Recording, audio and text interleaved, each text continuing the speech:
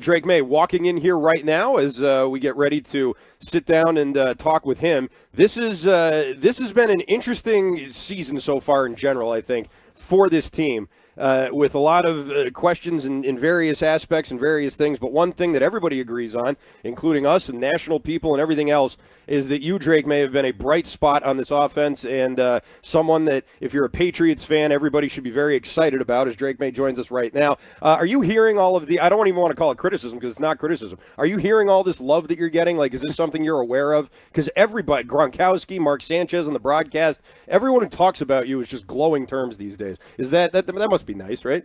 Yeah, I try not to read into much of that. I think, probably the biggest time I noticed is, the fan base on Sundays in the games. I think they've been great. Even at away games, I feel like a lot of Pats fans have showed out. So I think I can, we try to help them out and put some wins in the win column. I think that's the biggest thing we need to do a better job of. But I think we're in some games and, a few plays away from having some more dubs in the win column. But if we make you aware of it, if you haven't heard something, I know a lot of people will be like, oh, my mom sent something or my brother sent something, although with your brothers it would probably be the other way. They're probably making fun of you.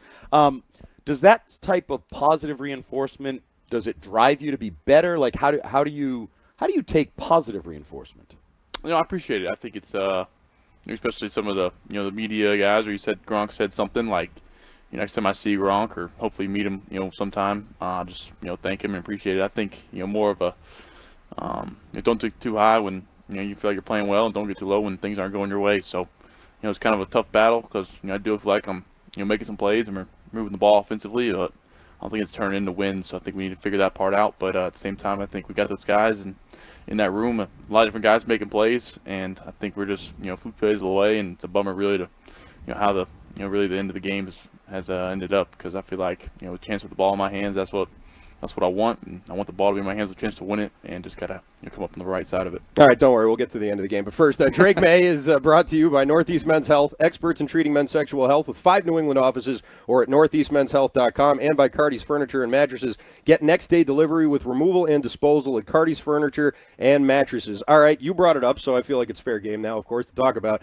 That throw at the end of the game, Douglas didn't turn around. I heard you talking about it afterwards, what you saw there, and miscommunication is how that was sort of classified. You seem to have a pretty good rapport and a pretty good relationship with your wide receivers. They all speak very highly of you. How do you get these kind of miscommunications sort of out of the huddle and execute a little bit better on those type of plays at the end of games? Well, yeah, kind of like I said post game, just talking through more scenarios throughout the week and certain plays, and I think it's a tough situation. We got to feel like you got to make a big play at the end. So just be on the same page with our guys, and I think me and Pop we were seeing the same thing, just kind of on different kind of route yardage was kind of what he was thinking and what I was thinking. So like I said, just talking through more. Did you guys talk about the play afterwards? Did you sort of get on the? Yeah, no doubt. Yeah, but me and Pop, we're open books. I don't know if y'all ever talked to Pop, but he's a bunch of energy and he's always got something to say, and nothing, no harm or no bad vibes between either of us. I think he's a great player, made a lot of great plays, and I think y'all saw that. This is going to sound probably harsh and maybe a little dictator-like, but do the receivers have to see it the way you see it? Like, is that the solution? Like, everybody needs to see it through your eyes? I try not to be that way. I think that, sometimes as the quarterback, I think that's kind of the tendency, hey, you see it, the way Drake's seeing it. But I try to, see, hey, they may want to route, this way against this coverage or a certain way. I try to let them kind of play their way into some strengths. I don't think that play was an example of, of that. I think just, trying to be an open book. And, hey, if they want to run this route this way versus man coverage versus zone, I'm all for it, just, getting guys open. The way the game started, your first couple of drives, you had a couple of plays we were just talking about that were pretty cool to watch on TV. I don't know if they feel the same way when you're out there actually doing them, but the jump pass, that sort of sidearm throw you had there and things like that, that all seems to come very naturally to you. That's not something that seems like you're going out of your way to try and do for the cameras or anything like that. How did you sort of develop those types of throws?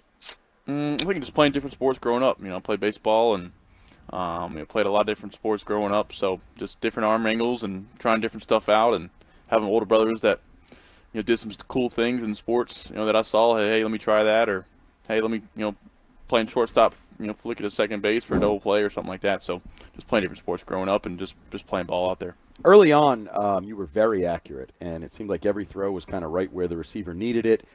Are you growing in that area? Because I know that was some people had criticisms about, short throw accuracy, different things. Even you, I think, mentioned one of our first interviews, like, oh, I missed pop over the middle. I was just off on that. Has that accuracy, do you feel like, improved as you've played more, or was yesterday a good day? Or are there days where it's just there and some days it's not? How does that work? I feel like I've been, pretty accurate pretty much, my whole career. I think, going back to college, I have a short career here in the NFL, but I think getting used to pop over the middle is just something that you haven't played with him much. Haven't got many reps with him over the middle in a real game and with live bullets. So I feel like I got a good rapport with those guys and where they're going to be at. And I think the big thing we talked about in the quarterback room is ball placement. I think I can lead to yards after catch. So I think we showcased that well on Sunday. What aspect of your game do you think has gotten better over these 4 weeks, and what do you think you still need to work on the most? Gotten better of, I think, just taking what defense gives me. I think I always need a home run. I think I've done a good job of that. We had some plays, like on Sunday, where, hey, we're splitting out a bubble, we're splitting out little things, a little, spot route at 5 yards that are turning into big plays. So it's taking what defense gives me and not kind of trying to, hunt up, the deep shot or the big play or the scramble play every time, and then just handling situations better. I think, third down, we ended up kicking a field goal down there in the red zone. They brought cover 0 and maybe had pop on a shallow to get in the score, and handling kind of the short yardage runs of maybe pump up the guys some more to try to get a first down. We had some big short yardage runs that we ended up capitalizing on. So a little situational football that I think can help us. Speaking of short yardage runs, we were actually having a discussion before you came in. There's been this talking point like no designed runs, and you were coming off a concussion and you've been scrambling a lot, doing different things. Do you think there are opportunities for you to have design runs moving forward this season, moving forward? Whenever in the future, like on 4th and 2, for example, like 4th and goal from the 2. I do think there's a spot for that. I feel like I'm a big kid, big athletic kid that I ran for a bunch of yards in college, and I've been making some plays with my feet here in the NFL. So I think there's definitely a time and spot and place for it. But I think what we've been doing and giving the ball to Mondre is not always a bad option. Mondre's a lot better runner than I am.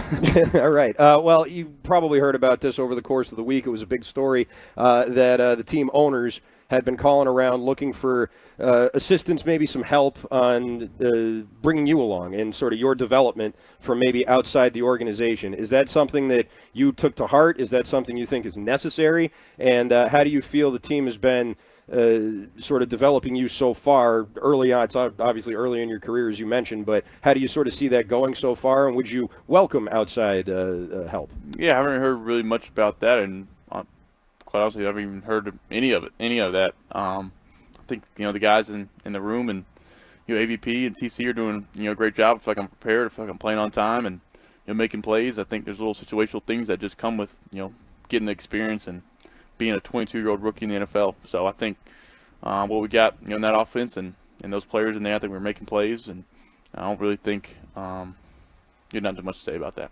Along those lines, one of the things you've been really consistent with is post-game, somebody will ask you, 4th and 2, field goal, punt, whatever, 2-point conversion, and you have been very supportive of your coaches. If coaches say it, we go along with it. Where did that mentality come from? You seem like a good soldier. I mean, is that just the way you've always been growing up? If coach says it, I do it. Because we've had discussions around here. Even Coach Mayo said a lot of modern players are why guys. Right? You can't just tell them what to do. Sometimes they'll ask why, and then you have to explain it. You don't seem like a why guy. You seem like a yes coach. I think at this point, I think just the way I grew up with my parents and how they kind of handled the household and raised us, just being hey, if my parents tell us to do it, it's a no-brainer. What they ask of us, and being humble and saying yes sir and yes ma'am, little things like that. Kind of credit to my parents, and being a good soldier, or kind of not having resources also comes along with being a rookie quarterback and not having too much. But I think there is times where, hey, if I want to voice opinion of going for it, I think down the road that I think they would respect that and listen. After your guys' last loss, you obviously had the big speech where you addressed the team, and a lot of people had a lot of positive things to say about that. You guys end up winning a game.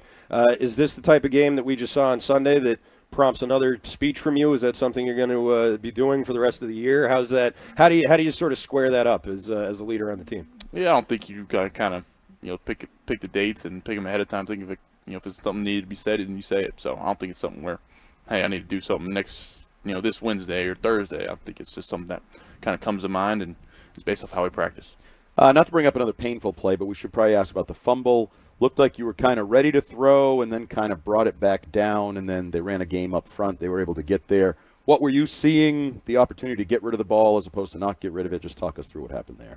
Yeah, I could think just got to get it out, third down, and if it happens to be incomplete, then it's incomplete and we punt it away. I think can't take a sack, especially in our own territory, and give the defense in that spot. So Booty had a stop route, and he beat the guy off the release so bad he was ahead of him. So just got to either throw it over his head or give him a chance. I think he still ended up beating him.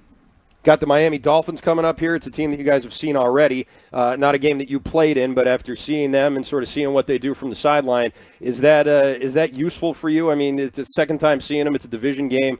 Do you take into account things you saw Jacoby doing out there in the first game, and how do you incorporate that into your game plan? Yeah, I think you go back and watch the first game and see what they did against us and how they try to exploit us defensively, and also get a great chance to see how our players played against their players, kind of personnel-wise, how they guarded our receivers or tackled our guys in space. So you get to see a lot of different things with, playing an opponent, twice in 1 year. How are your mom's hands? You brought up that throw to low that she could. Yeah, my mom's a good athlete. Yeah, she's got good hands. So I'm sure she probably would have caught it. Is she? Is she a legit athlete? Yeah, she's a good athlete, so she probably would have one-handed it.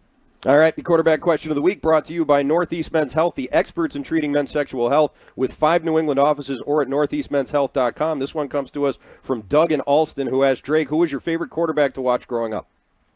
Ooh, I grew up in Charlotte, and I love the Panthers. So, Cam Newton was, right in my kind of younger age, and I was a big fan of Cam Newton. So I probably have to say Cam, and always obviously respected the guys who won. So guys like Peyton and Brady, kind of in those matchups, growing up was kind of the heyday of me in elementary school, middle school. So my favorite player going to see was Cam, and then those guys that won and played in big time games. Cam is someone you've been compared to, by the way. I mean, big, tall quarterback, big arm, mobile, that type of thing. Did you model your game after him growing up at all? That's true. I hope somebody say that, the way I run the football. But I think Cam had some great years in Carolina and really put the Panthers on the map. Along those lines, did you get a chance to cross paths with Matthew Stafford yesterday? He's a guy who's been doing it for a long time. I did, yeah. I was, a big fan of Stafford, and obviously hate, how well he threw it against us on Sunday. He makes some nice throws, so told him I was a big fan, and obviously, grew up watching him play on Thanksgiving. He was one of those guys that was at the forefront, it feels like, of the arm angles and the off-platform. I know a lot of people credit Mahomes with that, but I think